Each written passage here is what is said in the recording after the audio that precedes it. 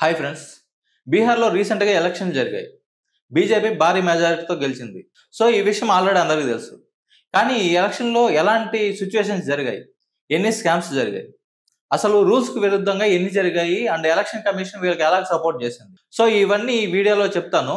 ఈ ఎలక్షన్ ఫెయిర్‌గా జరిగిందనేసి మీరు అనుకుంటే ఒకసారి కామెంట్ చేయండి. నేను ఈ ఎలక్షన్ గురించి 6 పాయింట్స్ చెప్తాను. ఇక స్టార్ట్ చేద్దాం. ఫస్ట్ పాయింట్, ఈ ఫ్రీబీస్ పథకంలో ₹10,000 మహిళలకు పడే విధంగా ఒక స్కీమ్ ఉంది. అది ఎలక్షన్‌కి 6 రోజుల ముందర, అంటే ఫస్ట్ ఫేజ్ ఎలక్షన్స్‌కి 6 రోజుల ముందర మహిళల అకౌంట్‌లో పడింది. అండ్ సెకండ్ ఫేజ్ ఎలక్షన్స్‌కి 4 రోజుల ముందర అకౌంట్‌లో ఈ అమౌంట్ పడింది. అసలు ఎలక్షన్ కమిషన్ ఎలక్షన్ కోడ్ వచ్చిన తర్వాత ఈ స్కీమ్స్ అమౌంట్ జనాల అకౌంట్స్‌లో వేయడానికి నిరాకరించాలి. మీకు గుర్తుంటే లాస్ట్ వైఎస్ఆర్సీపీ గవర్నమెంట్‌లో సేమ్ ఇలాగే చేస్తాం అనుకుంటే ఎలక్షన్ కమిషన్ ఆపింది. ఇక్కడ కూడా అలాగే ఆపాలి. కానీ ఇక్కడ గ్రీన్ సిగ్నల్ ఇచ్చింది ఎలక్షన్ కమిషన్. ఇలాగ అమౌంట్ అకౌంట్‌లో పడడం వల్ల ఎలక్షన్ రిజల్ట్సే మారిపోయే ఛాన్స్ ఉంది. అది ఇక్కడ ప్రూవ్ అయింది. ఇక్కడ సంక్షేమం తప్పు కాదు. కానీ అది ఇచ్చిన టైమింగ్ ఒకసారి ఆలోచించండి. Point number 2, duplicate voters. కొందరు బీజేపీ వర్కర్లు వేరే రాష్ట్రాల్లో ఓట్లేసి మళ్ళీ ఇక్కడ ఓట్లేశారు. ఇది పబ్లిక్ గా వాళ్ళే సోషల్ మీడియాలో ఫోటోలు పెట్టి మరీ వాళ్ళే అనౌన్స్మెంట్ చేసుకున్నారు. మేము అక్కడ వేసాం, ఇక్కడ వేసామని. సో పబ్లిక్ గానే ప్రూవ్ అయింది ఒక వ్యక్తికి 2-3 ఓట్లు ఉన్నాయి అనేసి. కానీ రూల్స్ ప్రకారం ఇది జరగకూడదు. ఎలక్షన్ కమిషన్ డూప్లికేట్ కనుక్కునే ఒక సాఫ్ట్వేర్ మెయింటైన్ చేస్తూ ఉంటుంది. కానీ ఆ సాఫ్ట్వేర్ ని బీహార్ ఎలక్షన్లు ఎస్ఐఆర్ లో వాడలేదనేసి అనేక ఆరోపణలు ఉన్నాయి. దానికి ఎలక్షన్ కమిషన్ ఇచ్చిన ఆన్సర్ కూడా చాలా విమర్శలు తీసుకొని వచ్చాయి. మూడో పాయింట్, స్పెషల్ ట్రైన్స్ లో హర్యానా నుంచి ఓటర్లను తీసుకొని వచ్చారు. హర్యానా నుండి వేలాది మంది ఓటర్లను తీసుకొని వచ్చేసి బీహార్కి అక్కడ ఓట్లు వేయించారు. అక్కడ ప్రయాణిస్తున్న ప్రయాణికులు కూడా చెప్పారు, బీజేపీనే మమ్మల్ని తీసుకొని వస్తుంది, ప్రయాణ ఖర్చులు తిండి ఖర్చులు అంతా వాళ్ళే పెట్టుకుంటున్నారు అనేసి న్యూస్ ఛానల్స్ లోనే వాళ్ళు డైరెక్ట్ గా చెప్పేశారు. Representation of the people act 1951 ప్రకారం ఓటర్లకి ఎలాంటి ట్రాన్స్పోర్టేషన్ అరేంజ్ చేయకూడదు. ఒక సిటీలో అయినా కూడా ఒక ఆటో కానీ ఒక వెహికల్ కానీ ఏది కూడా ప్రొవైడ్ చేయకూడదు. అది రూల్స్ కు విరుద్ధంగా ఉంటుంది. అలాంటిది వీళ్ళు వేరే రాష్ట్రం నుంచి ఈ రాష్ట్రానికి ఓటర్లను తీసుకొని వచ్చేసి ఓట్లు వేయించారు. దీంతో ఎలక్షన్ కమిషన్ మీద ఇండియా వైడ్ అనేక క్వశ్చన్స్ వచ్చాయి. పాయింట్ 4, సీసీటీవీ రూల్స్ మార్చడం.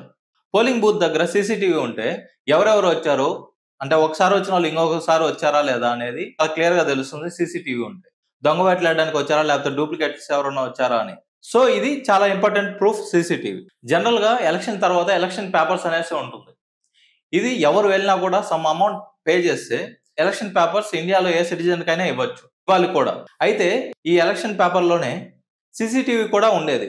కానీ ఎలక్షన్ కమిషన్ ఒక రూల్ చేంజ్ చేసింది. ఈ ఎలక్షన్ పేపర్స్ లోంచి సీసీటీవీని రిమూవ్ చేసింది. అంటే కోర్టు కానీ లేకపోతే ఇంకెవరైనా కానీ ఈ సీసీటీవీ కావాలంటే దొరకదు. ఇంకా విచిత్రమైన రూల్ ఏం పెట్టారంటే ఎలక్షన్ రిజల్ట్స్ వచ్చిన 45 రోజుల తర్వాత ఈ సీసీటీవీని డిలీట్ చేయొచ్చు అనేసి ఒక రూల్ తీసుకొని వచ్చారు. ఇది ఎవరికి బెనిఫిట్ చేద్దామని ఒక్కసారి ఆలోచించండి. ఫస్ట్ మేము సీసీటీవీ ఇవ్వము అని చెప్పి దాని తర్వాత మేము డిలీట్ చేస్తామని కూడా ఎలక్షన్ కమిషన్ చెప్తా ఉంది. జూన్ నుంచి సెప్టెంబర్ వరకు బీహార్ లో ఎస్ఐఆర్ అనే నేమ్ తో కొత్త ఓటర్ లిస్ట్ రెడీ చేశారు. ఈ కొత్త ఓటర్ లిస్ట్ రెడీ చేయక ముందు 7.89 crores ఓటర్స్ ఉన్నారనేసి ఒక రికార్డు ఉంది. అయితే ఇది జరిగిన తర్వాత 7.42 crores ఓటర్స్ మాత్రమే ఉన్నారనేసి ఎస్ఐఆర్ న్యూ డేటా చెప్పింది. అంటే దాదాపు 40 లక్షల నుండి 50 లక్షల ఓటర్లు తీసేశారు. అయితే పాపులేషన్ ప్రొజెక్షన్ ప్రకారం 8.2 crore పీపుల్ కి ఓట్స్ అనేది ఉండాలి బీహార్ లో. కానీ ఈ లెక్కల ప్రకారం 80 లక్షల మంది ఓట్లు లేవు. ఈ 80 లక్షల్లో సాధారణంగా ఎవరు ఉన్నారంటే తీసేసిన ఓట్లలో అపోజిషన్ స్ట్రాంగ్ అయిన సీమాంచల్ అనే ప్లేస్ లో ఎక్కువ ఓట్లు పోయినట్టు రిపోర్ట్ ఉంది. చాలా మంది ప్రజలు మా దగ్గర ఓట్ కార్డు ఉంది, మేము పోలింగ్ బూత్ కి వచ్చాం, కానీ మా ఓట్లు ఇక్కడ కనిపించడం లేదనేసి చాలా మంది కంప్లైంట్ చేశారు. డైరెక్ట్ గా మీడియాతో కూడా చెప్పారు. కానీ నో యూజ్. ఇంకా 6th point, last point, election commission bias decisions and ఆ చట్టంలో మార్పులు తేవడం. మోడల్ కోడ్ ఆఫ్ కండక్ట్ ని బ్రేక్ చేసిన, వీడియోస్ చూపించిన, ఎన్నికల డేట్ ని ఫిక్స్ చేసిన, ఎవరి మీద ఎలాంటి కేసులు ఉన్నా ఎలక్షన్ కమిషన్ బీజేపీకే సపోర్ట్ చేస్తుంది అనేసి పెద్ద ఆరోపణలు ఉన్నాయి. 2023లో వచ్చిన చట్ట సవరణ వల్ల ఎలక్షన్ కమిషనర్లు అధికార పనులకి జీవితకాలంలో కానీ క్రిమినల్ కేసులు కానీ నార్మల్ కేసులు కానీ ఏ కేసులు వేయడానికి లేదు. ఇలాంటి ప్రొటెక్షన్ అనేది బీజేపీ గవర్నమెంట్ తీసుకొని వచ్చింది. అంతేకాకుండా ఎలక్షన్ కమిషన్ సభ్యులను ఎంచుకునేసి ఒక కమిటీ ఉంది. ఆ కమిటీలో చీఫ్ జస్టిస్ కూడా ఉండాలి. కానీ బీజేపీ గవర్నమెంట్ ఆ చీఫ్ జస్టిస్ ని తీసి ఆ ప్లేస్ లో ఒక యూనియన్ మినిస్టర్ ని ఉంచేలా చేసింది. ఒక రూల్ తీసుకొని వచ్చింది. దానివల్ల ప్రజెంట్ గవర్నమెంట్ కి చాలా బెనిఫిట్ అవుతుంది. ఆ యూనియన్ మినిస్టర్ ఎవరికి సపోర్ట్ చేస్తారో మీకు తెలుసు కదా. సో దీనివల్ల ఎలక్షన్ కమిషన్ మీద ఎన్నో పెద్ద ఆరోపణలు వచ్చాయి. ఈ 6 పాయింట్లు విన్నారు కదా.